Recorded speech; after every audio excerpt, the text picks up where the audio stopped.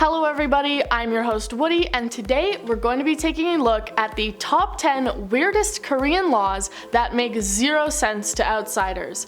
From late night gaming to working on the weekend, let's get into it. Number 10, approved haircuts. If you're a fan of going to the barber and being able to style your hair however you like, then you won't like this rule.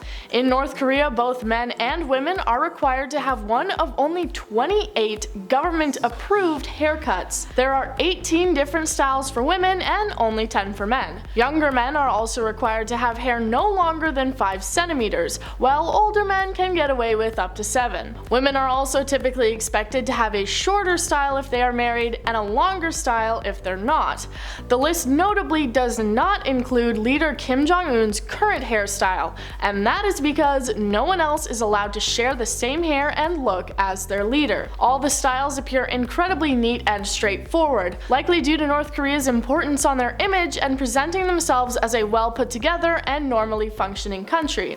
Not a single hair out of place. Number 9, elections. As we all know, North Korea runs under a type of dictatorship, with Kim Jong-un having total control over the country. The citizens are not allowed to choose who they have governing over them.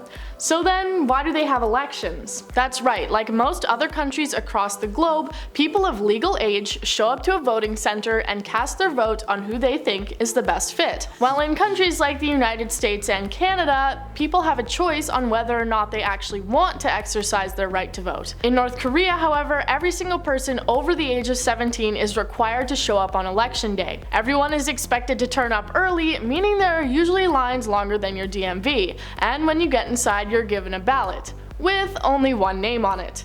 You do not tick a box or fill anything out, you simply take the ballot and hand it in. While you theoretically could cross out the name, this would result in the secret police coming after you. Everyone then gathers outside and has a celebration, putting on a show of happiness and loyalty for being able to elect their leader. Number 8, names. When you were born, it's most likely that your parents gave you a name.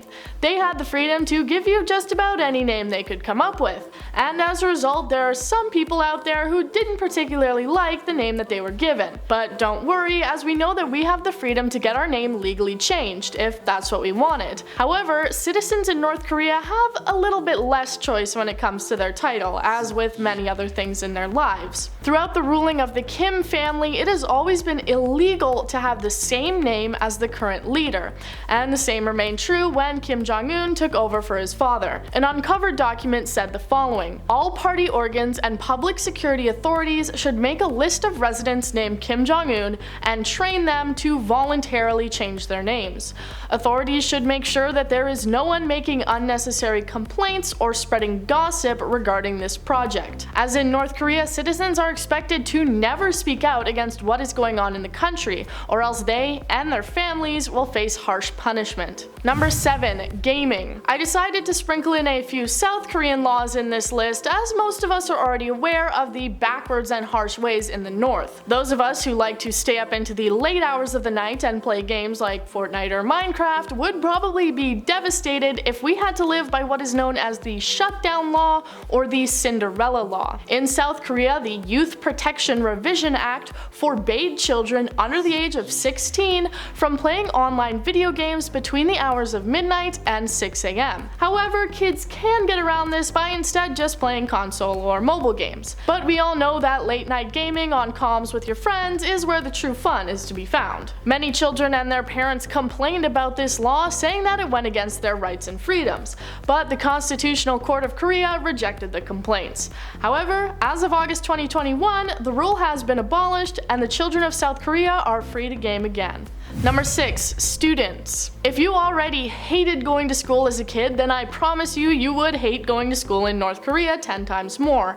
And not just because of the harsh rules and disciplines present within the country. While your parents probably hated going back to school shopping and having to spend all their money on your pencils, erasers, and binders, they actually had it pretty easy. Students that are attending school in North Korea are required to pay for and provide their own desks and chairs, and even have to pay pay money towards the heating of the school buildings. So while you probably had a desk that wobbled and an overly squeaky chair a few times, hey, at least you didn't have to pay for it. If you're a standout student though, you could be able to attend a special purpose school within the country, these being for children who appear to be exceptionally talented in things like academics, music, and sports, as they want to raise the best children to represent their country and boost their image. Number 5. Tattooing. Let's head back down south of the border again and take a look at another weird law from South Korea, this one being in regards to having tattoos. When you're walking downtown in your hometown or any other city, you may notice that there are plenty of neon signs advertising places where you can receive tattoos. And while some of them may look a little sketchy, most tattoo artists are pretty well trained and know exactly what they're doing. In South Korea, however, they require a lot more training. In fact, you can only get a tattoo from a licensed medical professional, as the process is seen as a medical procedure. This makes South Korea the only developed country to have this law. Despite the legal implications, there are still around 50,000 operating tattoo artists who are risking fines of millions of dollars and multiple-year prison sentences in order to put art on people's bodies. And while there are strict rules in regards to tattooing, it's not illegal to have a tattoo. It's more just seen as taboo, and you may not be allowed to enter certain spaces if you have visible tattoos on your body. So I guess if I ever go to South Korea, I'll just need to pack a lot of long sleeve shirts. Number 4. Religion. When we look at a history of the communities that are often referred to as cult-like or other strict affiliations, we often see that they are typically based on heavy enforcement of religion, like the FLDS or even Jonestown. So it might confuse some outsiders to learn that practicing religion in North Korea is completely banned. While the Constitution says that the citizens have the freedom to practice religion, we know that freedom isn't really a word that exists in that country, and people are prevented from practicing to their choosing.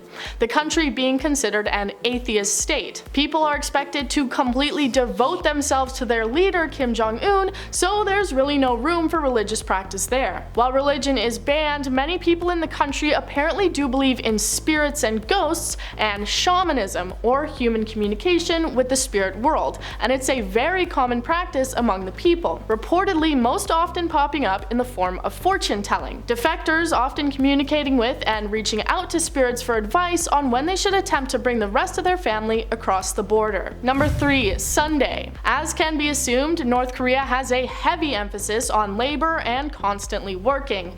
Adults and children alike are often forced into labor and putting in long hours for really no returns. It was even reported that orphan children were volunteering to work in mines and on farms. Knowing this, it will probably come as no surprise that even the weekends aren't a time for rest. While you might spend your Sunday afternoons sleeping in and playing video games, North Koreans spend their Sundays on a mandatory Labor Day. They often do cleaning around the house and are required to do all the work by hand. And speaking of labor, expecting mothers are also required to go into labor and birth their child completely alone, and cannot meet their husband or family until a week after the birth. Just a little side topic there. Number 2. Defamation. Another South Korean law on the list. Let's take a look at their laws surrounding defamation. I figured this one was particularly topical due to the recent trial that I'm sure we're all aware took place. In countries like the United States and Canada, it's incredibly hard to actually prove a defamation case and be able to win it. But in South Korea, it's actually the opposite, and they have very strict laws surrounding it. In most cases, defamation comes from false allegations that negatively impacted the person that they were about. In most cases in South Korea, however, you can be found guilty of defamation even if what you said was 100% completely true and proven. Many people see this as their way of silencing critics and protecting powerful businesses and people, but the people who do support it say that they are simply protecting their right to privacy and not having their personal information shared. Number 1. Disrespect. As the government government forces the citizens of North Korea to see Kim Jong-un as their divine and just leader, no disrespect against his name, image, or really anything about him at all is allowed, and doing so can result in a very severe punishment to both you and your family. Citizens of North Korea are required to have a portrait of their present and past leaders hanging up in their home, and they will even send around inspectors to make sure. One woman was faced with a terrifying situation when her home caught fire. She ran back into the flames and smoke in order to save her 2 young children. So she's a hero, right? Well, not in the eyes of the North Korean government. She is actually facing jail time because in saving her children, she allowed the portraits of the leaders in the home to burn in the fire. In the case of an emergency like a flood or a fire, you are expected to prioritize the portraits and will only be considered a hero if you manage to save them from destruction. Another situation happened where a political member of the country was severely punished for falling asleep in a meeting with Kim Jong-un. Thank you guys for watching. That was the 10 weirdest Korean laws that make zero sense to outsiders. Which one of these do you think is the most strange? Let me know. I've been Woody and you've been amazing. Join us next time for more.